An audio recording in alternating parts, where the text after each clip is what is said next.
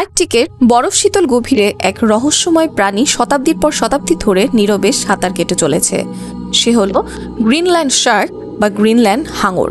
এটি শুধু উত্তর আটলান্টিক ও আর্কটিক মহাসাগরের শীতলতম জলে বিচরণকারী বৃহত্তম হাঙরদের মধ্যে অন্যতম নয়, বরং পৃথিবীর দীর্ঘতম আয়ুষ্কাল বিশিষ্ট মেরুদণ্ডী প্রাণী হিসেবে পরিচিত। এর গড় আয়ু 250 থেকে 500 বছরের মধ্যে হতে পারে। ভাবুন তো, যখন ইউরোপে শেক্সপিয়ার নাটক লিখছিল তখন ওই হাঙরগুলির কোনোটি হয়তো জন্ম নিয়েছিল।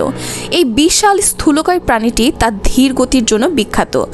এটি প্রতি ঘন্টায় মাত্র 1.5 মাইলেরও কম গতিতে চলে, যা এটিকে জলের নিচে এক অলস শিকারী করে তোলে। গ্রিনল্যান্ড হাঙর দেরিতে প্রজননক্ষম হয়।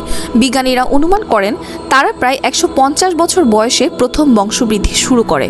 এই অবিশ্বাস্য রকমের দেরিতে যৌন পরিপক্কতা এটিকে পরিবেশগত পরিবর্তনের প্রতি অত্যন্ত সংবেদনশীল করে তোলে। এর দেহের মাংস তাজা অবস্থায় বিষাক্ত, কারণ এতে ট্রাইমিথাইলামাইন অক্সাইড নামক একটি উচ্চ ঘনত্বের যৌগ থাকে, যা মানুষের স্নায়ুতন্ত্রে নেশাগ্রস্ততার মতো প্রভাব ফেলতে পারে। তবে আইসল্যান্ডের মতো কিছু উত্তরাঞ্চলীয় সংস্কৃতিতে এটিকে ফার্মেন্টেশন বা গাজন প্রক্রিয়ার মাধ্যমে হাকার নামক একটি বিশেষ খাবারে পরিণত করা হয়, যা এর বিষাক্ততা দূর করে।